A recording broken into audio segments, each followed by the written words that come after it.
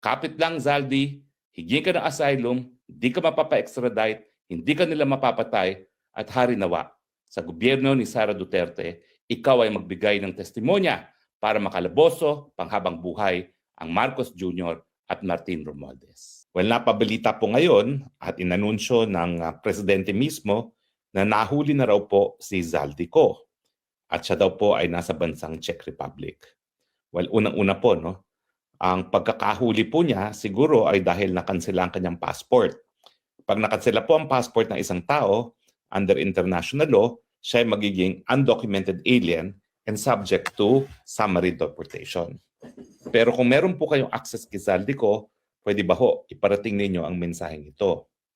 Zaldi, bagamat ikaw ay nakalimutan mo ko nung ikaw ay nasa kapangyarihan, bagamat ang tatay mo ay naging malapit kong kaibigan at kliyente, sa katunayan, yung tatay mo ang 001, kauna-unahang kliyente ng aking bupete o law office, tayo naman po ay naging kahit papaano magkaibigan dahil nga nagsimula ang ating pagkakaibigan nung ikaw ay bata pa.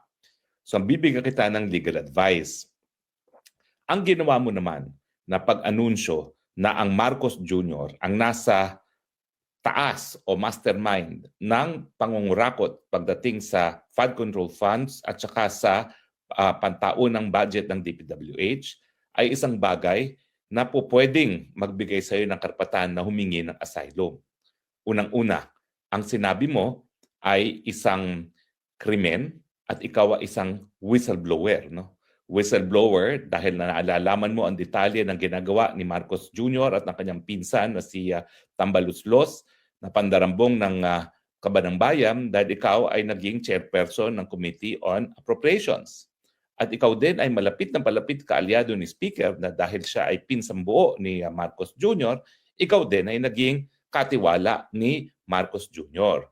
So yung ginawa mong pag-anunsyo na ang mastermind sa lahat ng kabalustugan sa budget ay si Marcos Jr.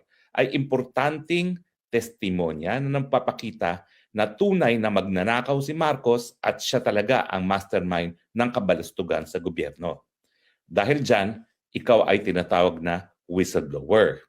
Bagamat wala tayong batas na nagbibigay proteksyon sa whistleblower sa Pilipinas, pag ito namang pagiging whistleblower mo ay magiging banta sa iyong buhay, yan ay basihan para ikaw ay humingi ng asylum. Dahil pag ikaw ay pinauwi sa Pilipinas, sigurado ako, napakalaki na pagkakataon na manininoy ka. Papatayin ka na lang dahil ikaw talaga ang kaisa-isahang tao na tumistigo na ang presidente ang siyang nasa ulo. Siya ang mastermind ng kabalustugan pagdating sa pangungurakot ng pondo ng bayan para sa mga infrastructure projects. In fact, ikaw lang ang may personal knowledge na 25 billion o 25% ng 100 billion ang na-deliver mo kay Marcos. Ikaw nga nagsabi tungkol doon sa text message ni Bersamin at ni Marcos Jr. na kinukumpirma ni Bersamin ang pangungulekta ng 25% tongpats o porsyento na naibigay kay Presidente Marcos. Ibig sabihin, bagamat ikaw ay pumasok sa bansang Czech Republic na walang passport, undocumented and subject to summary deportation, pag ikaw ay humingi ng karapatan na makakuha ng asylum, hindi ka ipadideport ng Czech Republic. Dahil ang Czech Republic ay kasapi ng 1951 Convention on the Rights of Refugees and Asylum Seeker. Ang gagawin mo lang, hihingin mo sa kapulisan, sa immigration police, na ikaw ay humihingi ng asylum dahil mayroong banta sa buhay mo, dahil ikaw nga ay whistleblower, kaisa-isahang tao na magbibigay testimonya na ang presidente ang mastermind ng kakurakutan sa Pilipinas.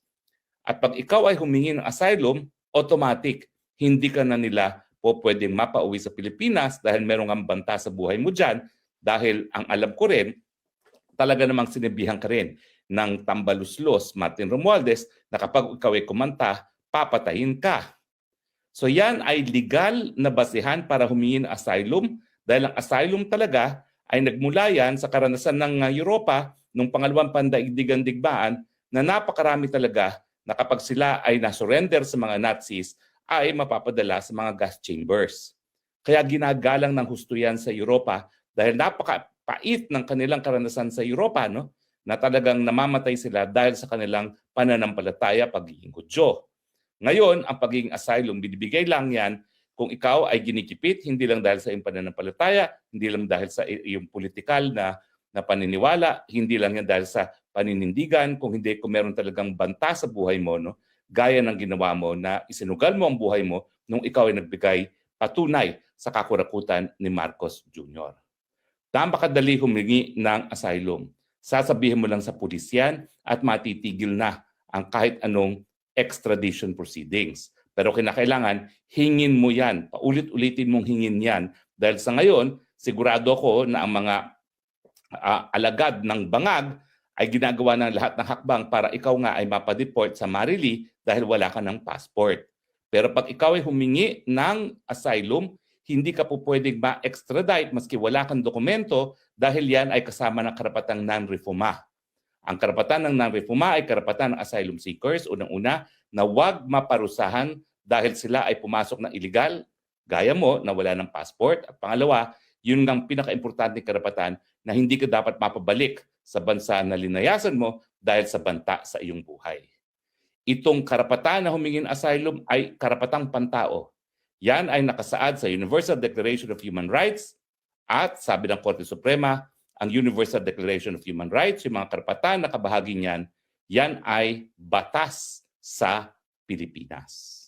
Kapit lang, Zaldi, higing ka ng asylum, hindi ka mapapa-extradite, hindi ka nila mapapatay, at hari nawa, sa gobyerno ni Sara Duterte, ikaw ay magbigay ng testimonya para makalaboso panghabang buhay ang Marcos Jr. at Martin Romualdez. Keep safe.